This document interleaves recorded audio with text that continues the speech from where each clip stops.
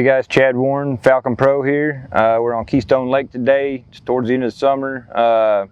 We're going to try to do a little bit of what I call old school dragging.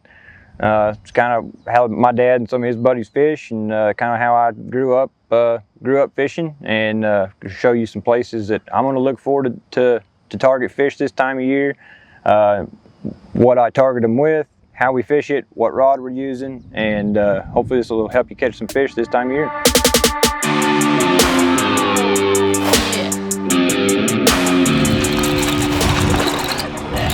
We're out here on Lake Keystone. It's early August,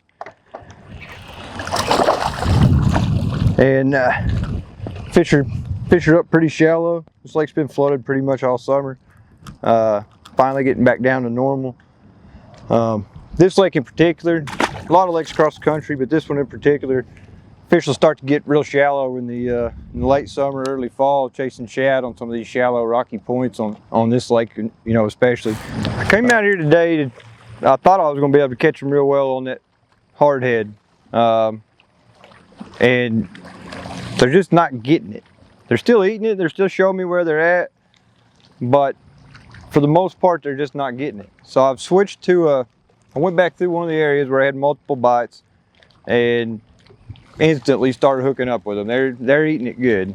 So what I'm doing now is I'm trying to cover water with that hardhead, because I can fish 3 times as much ground with that hardhead as I can this finesse jig.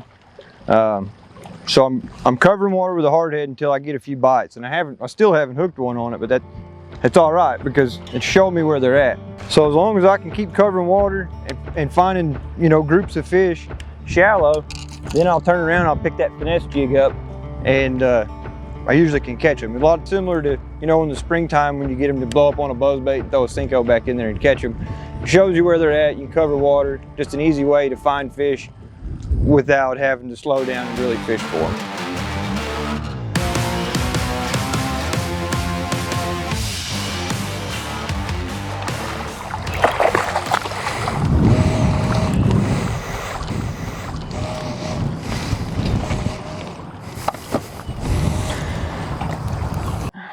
We just went down this stretch with a hardhead and had 5 or 6 bites, and turn around with that finesse jig is just something a little slower, but they can actually get in their mouth a little better. I think they wanted to eat that hardhead, they just couldn't get it in their mouth for some reason, moving too fast and too shallow. So threw a finesse jig up there, and you know, making a little adjustment like that sometimes be a difference in getting bites and getting fish in the boat.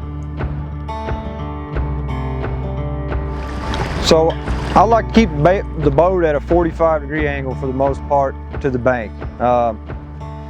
When I start my retrieve, I want to start with a rod tip up, keep that bait up off the bottom a little bit, and I'm going to wind it, and you'll watch that rod tip. It's just banging. Whenever it starts to get out deep, as that bait gets deeper and deeper, I'll start to slowly lower my rod tip. I want to keep contact with that bottom, and I want to keep that bug moving. So at the start of your retrieve, closer to the bank, I'll leave it high. The farther out you get it, the slower you got to wind it, the lower you've got to have your rod tip. And you're going to feel those. You want to feel those rocks the whole way back to the boat.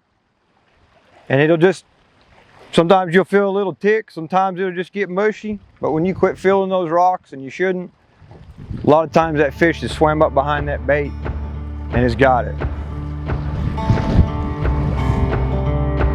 So this time of year, late summer, water's hot, pretty much the dog days of summer.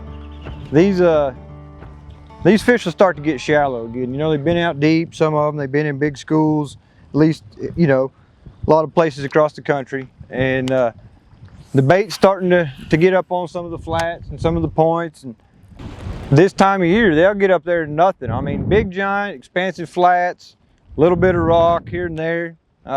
They'll just get up there roaming. They'll push a school of shad up there, and you'll see them come up boiling. Believe it or not, a green pumpkin creature bait on a hardhead is one of the best ways to catch them.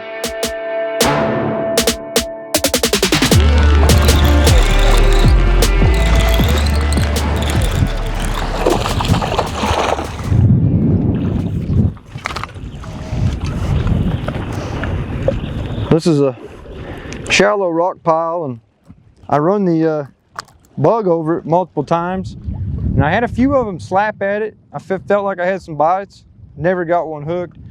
Picked up a finesse jig, a couple cast in, one ate it. I mean, that hardhead may be not the best bait to catch them every day, but it is a very good tool to find them. Oh, that's a good chunky bass. Rod and reel set up. This one here is a Amistad 7'3" expert. I throw a football jig, a big worm, sometimes a finesse jig. I'm trying to get it a little farther away from the boat here, so I went from a 6'11" to a 7'3", just increased the distance on my cast just a little bit. But sometimes, you know, that extra few inches, although I usually don't need it with a finesse jig because I'm not bombing cast. Here I'm fishing a big area, so I'm trying to get the bait farther out there. But if you pay attention to those little details, like those fish bumping that hardhead, you know, I wasn't even 100% sure it was a bite, but it felt like it was.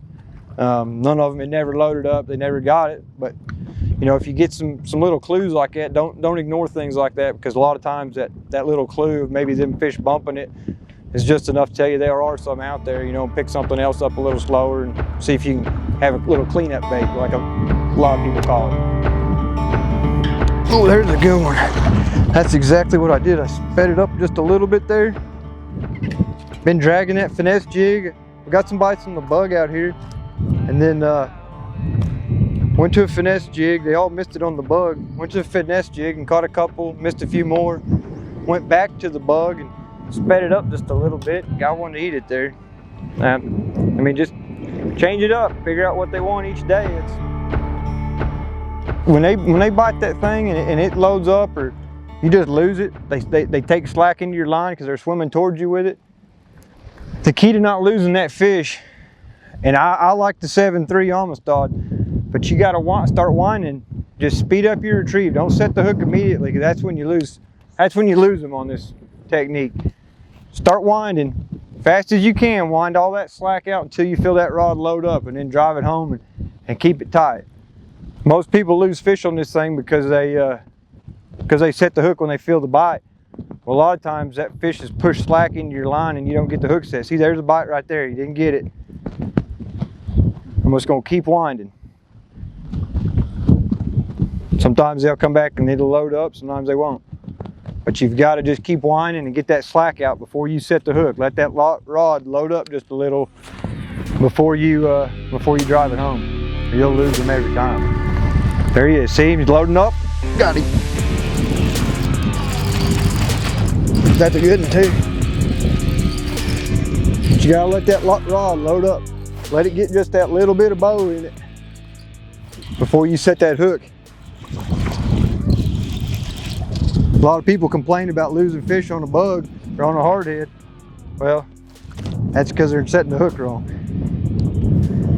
You set the hook right, you'll get them every time.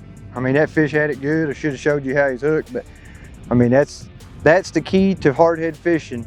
Letting that rod load up, just driving that hook home, and wind like crazy.